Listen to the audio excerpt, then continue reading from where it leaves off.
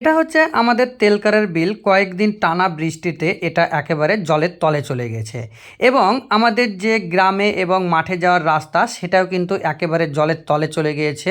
কিছু মানুষ পাট কেটে পাটে জাগ দিয়েছে এবং পাট ছাড়াচ্ছে। তবে কয়েকদিন ধরে যেভাবে বৃষ্টি হচ্ছে আমাদের আশেপাশের বেশ কয়েকটা গ্রাম কিন্তু ডুবে গেছে।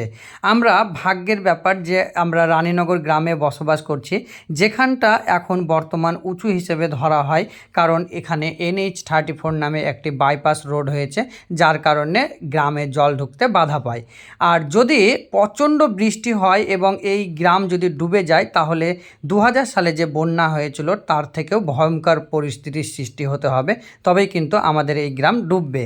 একদিকে আমাদের সত্যি খুব ভাগ্যের ব্যাপার। আর এটা হচ্ছে আমাদের সেই ছোট্ট গ্রাম যেটা কথা আমি বলছিলাম। এই ভিডিওর মাধ্যমে আমাদের গ্রামের একেবারে সহজ সরল জীবনযাপন ফুটে উঠেছে, দেখতে পাচ্ছেন। আর এই যে জমিগুলো দেখছেন এগুলোতে চাষি ভাইরা একবারই চাষ করে, কারণ প্রতি বছরই প্রায় এই জমিগুলো জলের তলে চলে যায়।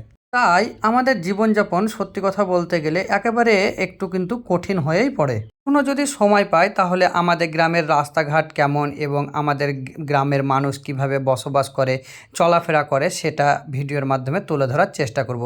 তো সবাই ভালো থাকবেন এবং সুস্থ থাকবেন। এখানে কিছু মানুষ মাছ ধরছে, দেখতে পাচ্ছেন।